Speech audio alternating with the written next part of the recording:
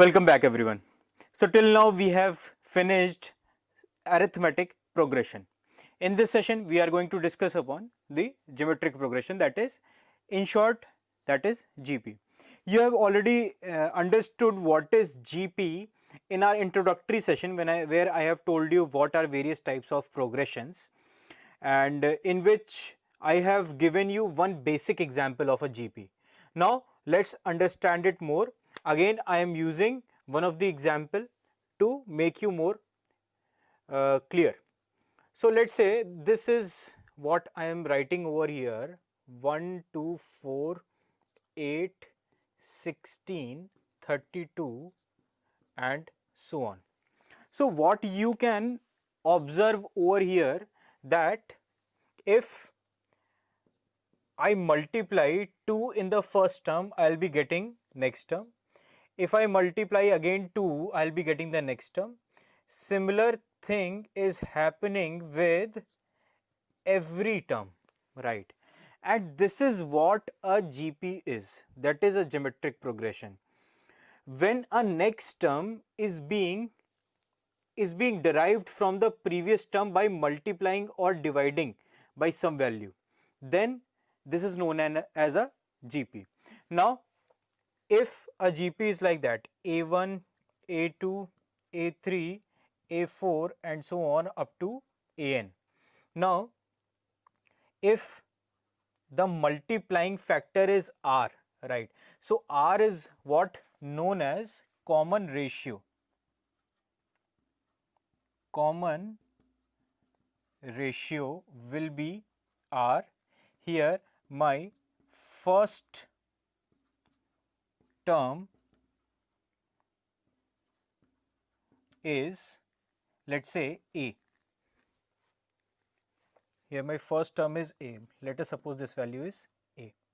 Now what I am doing is multiplying R over and over again to get various terms. So you can observe one thing over here, that how I am getting the first term. If the first term is A, then I am getting second term A2 just by multiplying R into the first term. Similarly, I am getting A3 just by multiplying R once again, right? I have multiplied R twice to get this A3. If I talk about A4, then what I am getting is AR cube. If I have to get A4, then I have to multiply A and then I have to multiply R 3 times in the first term. And if you observe this pattern, then from here I can get the general term of a GP, that is, let's say, Tn. Nth term, what I will be getting is, see, if the first term I have to get here, you can assume R to the power 0, right? Second term for R to the power 1, third term R to the power 2, fourth term for R to the power 3. So nth term will be A into R to the power n minus 1. And that is how you can get the general term of an AP. Now let's say if I talk about this will be my formula for general term. Now let's say in this AP over here, let's say it has gone up to many terms, and what I am asking about is find over here, find the 20th term in this series.